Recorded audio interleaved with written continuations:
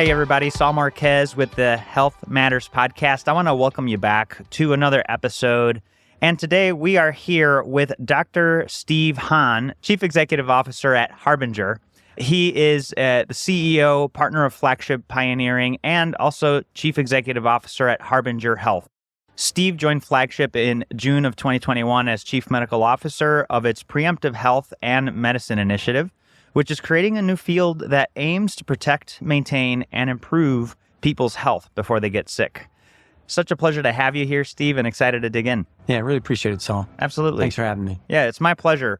And look, before we dive into the work that you guys are doing at Harbinger, tell us a little bit more about what inspires your work. One of the things, and the reason that I joined Flagship Pioneering after I was at the FDA, was because of the fact that we have major problems across the globe in terms of chronic disease. And Flagship was committed, and Harbinger is one of those companies, to finding disease early, before people have symptoms, before it becomes a problem, before you can't take care of it. And so to me, that was so impactful, and I was looking for something significantly impactful to work on. The other thing that's really important to me is the access issue. If we didn't learn from COVID that we have issues, people accessing care, trust in the healthcare environment, trust in companies, trust in new therapies, vaccines, et cetera, then we're never going to learn the lesson. And to me, I wanted to work with a company, with a group that was really committed to making sure that this was the things that we're developing, the therapies, the diagnostics, et cetera, accessible to all. That's great. Sounds like it's very much aligned to your personal mission and one that gives access and early detection to all. Detecting cancer early using a blood test sounds like a really good idea. What are some of the challenges today that make that harder to do than it sounds? And what are some of the possibilities you see if we can find ways to do it better? Yeah, you bet. And I'm going to use cancer as the example, but this could be for Alzheimer's, Parkinson's, a lot of diseases. But Harbinger Health is focused on cancer. And so the first big problem with cancer screening is identifying early stage cancer. I was a lung cancer doctor. We did pretty well at identifying stage 3 and 4, so advanced stage cancers where it's difficult to treat and where also it's more toxic for patients. What we need to do is diagnose patients earlier. So one of the big things we're focused on is how do our biological markers, the blood tests we're drawing, how does that allow us to identify people with early stage disease? So important, so impactful for folks, because at the end of the day, that's how you're going to cure more people with cancer. The second big thing is what I'm referred to as clinical informativeness. You go to the doctor, you get a blood test. You want your doctor to know what to do with that blood test, right? It does not help you get a blood test and the doctor says, what do I do now? And one of the problems in this sphere of blood-based cancer screening is, in fact, now what do I do with the information? Part of that is this a cancer that needs to be treated or should be watched? Because that's true in cancer and would be true of other diseases. But the other big one, is there actually a cancer present when the blood test says, I'm worried that there might be a cancer present? We refer to that as positive predictive value. It's a little technical, but the point is you want your doctor to say, if that's a yes test, it's pretty much real that it's a yes, and now I can do some scans and a biopsy. If that's low, you're sending a lot of people for scans, et cetera, that don't need them. And then the last part is the whole access issue.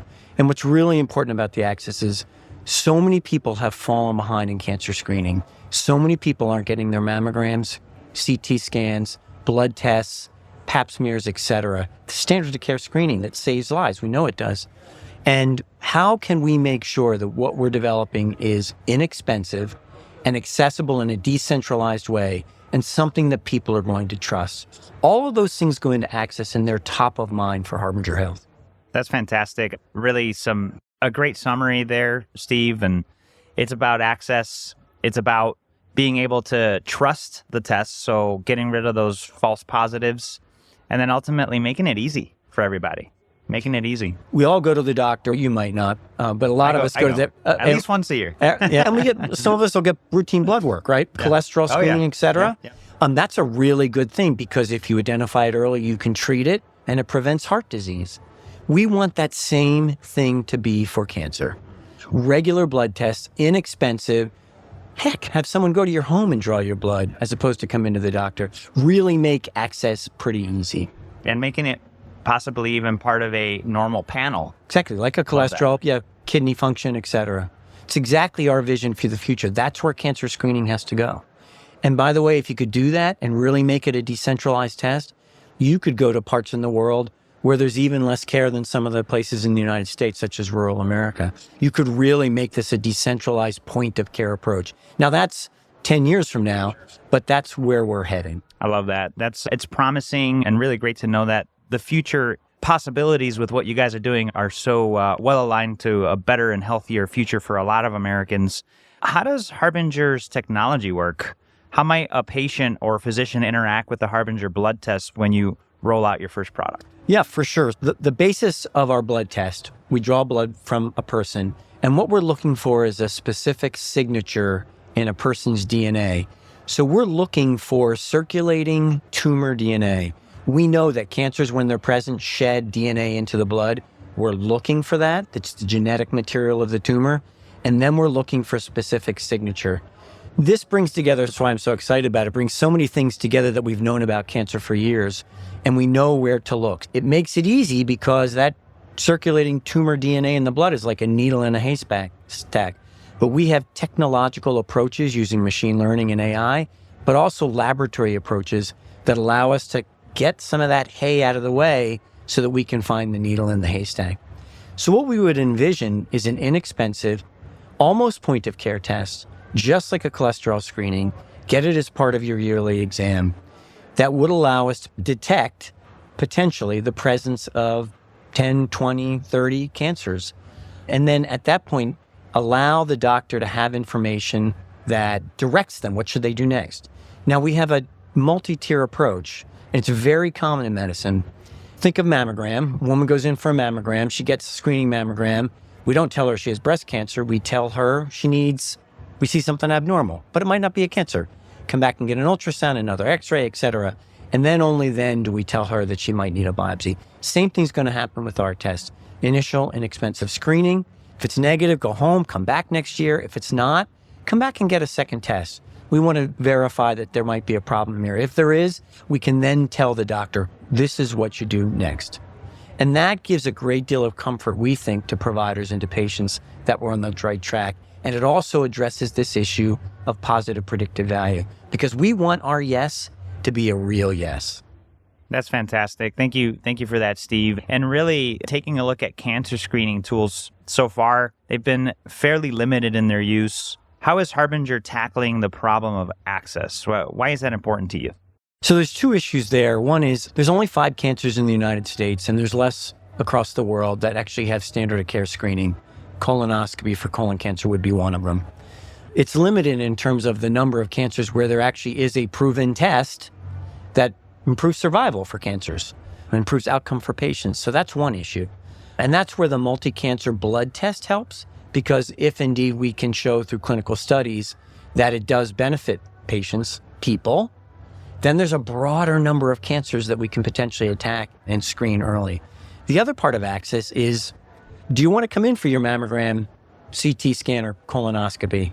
And we see uptake of colonoscopy around the United States pretty low. It's in the 30% range of people who are eligible for it. That's a problem. And how easy is it for someone to get a screening blood test? We're all pretty much going to get our cholesterol. Some of us are getting hemoglobin A1C to look for diabetes. That's happening across the country, even in rural and underserved communities. That's happening. Our vision is one way to get to folks: make it inexpensive, make it easy, make it so that their doctors can easily order that test, it can get done around the corner, and then have those results relatively quickly available to the physician to make some decision making. Yeah, Steve, and you think about cost in the system. A lot of the runaway cost comes from these types of surprises that come too late.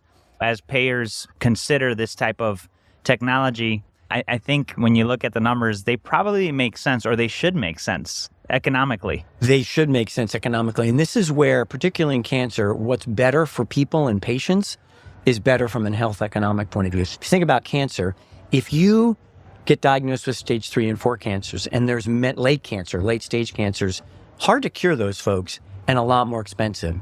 In fact, if you look at breast cancer, it's about 6 times more expensive to treat someone with stage 3 and 4 disease than 1 and 2. Now, that's not the primary concern of a cancer doc. Cancer doc is, I want to get them treated early because I can cure them, right? But there is this alignment that you say. So let's screen people. Let's get the cancers identified at early stage. That'll save more lives, but it'll also save more money so that we can spend it on other innovations that help people with problems that need to be addressed. That's really great, Steve. And there's got to be a crawl, walk, run to this, right? Maybe it's concierge medicine that you start with, or then you tackle Medicare Advantage. I think there's promise here. There is definitely promise. I'm going to rebel a little bit, not because I don't concierge docs, but because it doesn't address the access issue. It's why we're so focused on cost of the test. Let's make it inexpensive enough that folks can pay out of pocket sometimes, but even let's talk about how we could work with a Medicaid and a Medicare, et cetera, to get this done in a way that's cost effective for them. Because at the end of the day, they want to save their covered lives, the people who are on their insurance, but they also don't want to break the bank. And that's where we've got a problem. And that's where I think the crawling and then the walking makes sense, and then the running. Steve, thanks for doubling down on that. It is clear that access is a primary part of the mission, and really grateful for you to highlight that here today. Look, for everybody listening, what would you give them as a call to action? I think the call to action is to let's come together and build trust. It's the one thing that I'm the most worried about. The commercialization, the insurance coverage, all those things will come with time, as you say, crawl, walk, run. It'll happen. And I feel strongly that the data will be there to allow that to occur. It's going to happen too slowly because I'm an impatient cancer doc who wants to see his patients get treated earlier and better. But a prerequisite for all of this is building trust. One thing I learned when I was FDA commissioner during COVID is that we've lost a lot of trust. And not just over COVID, but over a lot of things. And those folks who have the least access and are the ones who don't have a regular doctor they go to or insurance, all the issues related to access, those are the folks who trust us the least. And what I would say is, let's start the conversation now.